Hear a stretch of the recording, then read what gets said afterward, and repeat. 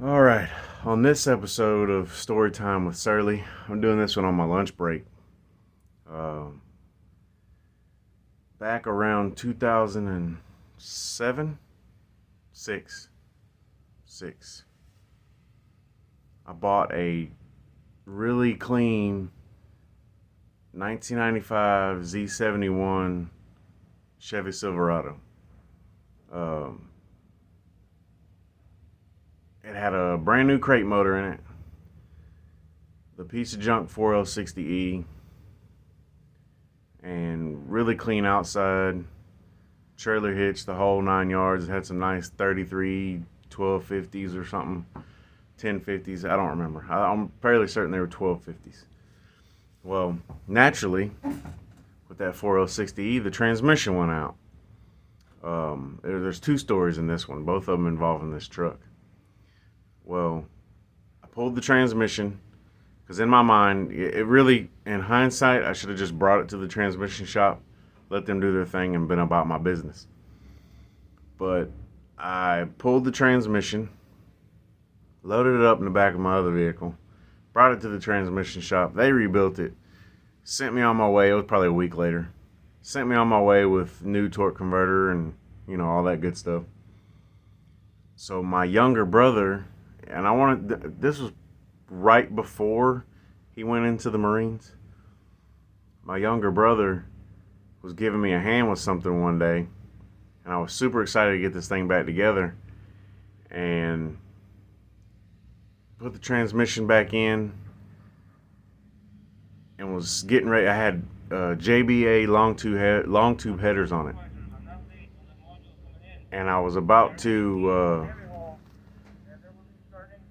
start putting the exhaust back on, and my brother climbs under there and looks at something, and he goes, "Hey, this thing doesn't have a torque converter."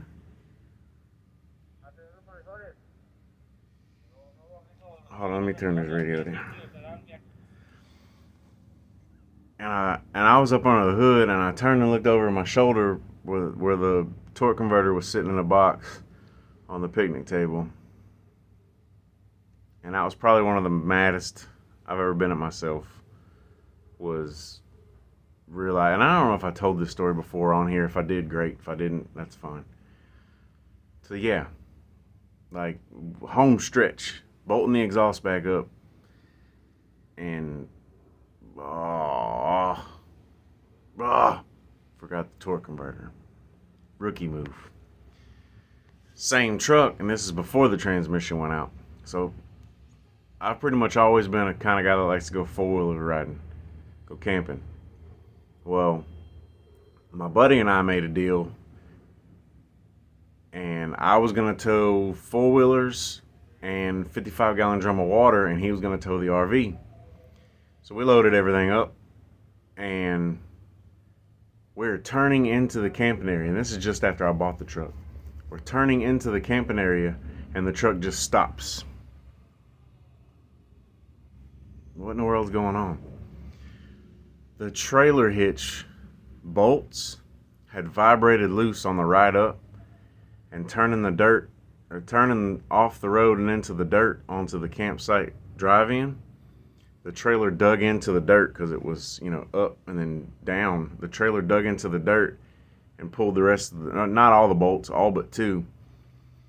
So I had to carefully get the trailer with the four-wheelers and the 55-gallon drum of water for the RV into the camping area, disconnect it, drive, I don't remember how far it was, all the way back to the shop we were working at, and put new hardware in the trailer hitch so that I could get everything home on Sunday. And this was Friday evening. And by the time I got back out there, it was already dark. So a lot of things learned with this truck. That was just a wild one altogether. Like, there's one of those things you're thankful that it didn't come apart on the road with people behind you.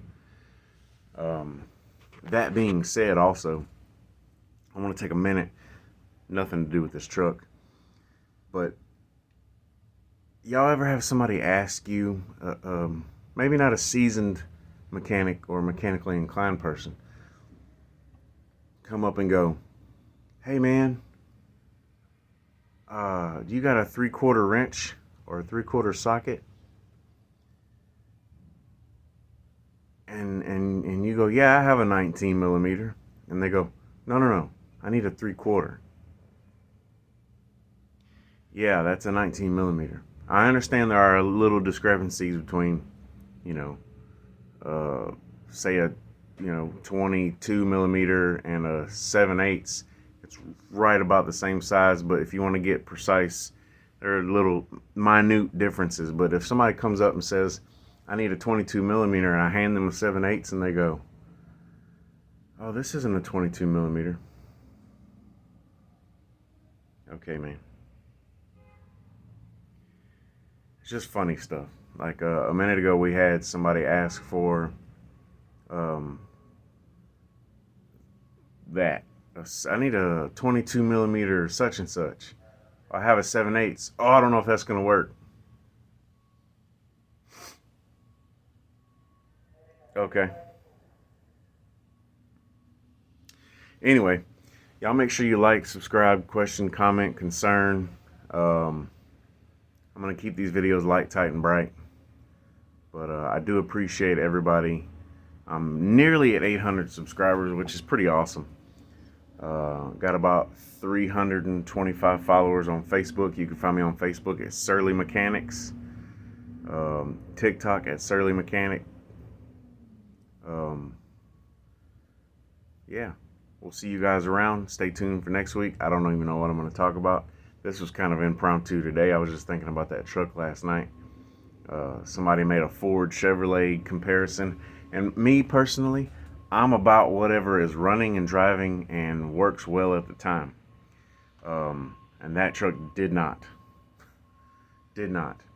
Basically, I got that transmission put in, and then 6 months later, transmission was dead again. So I pretty much swore off anything with a 4L60E or really anything with anything Chevrolet. It's no offense. I like a good LS motor, but I have a F-150 now that has 340,000 miles on it, and I'm just doing basic maintenance on it at this point.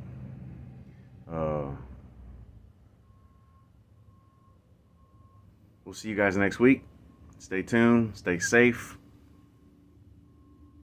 No means no. Use your blinker.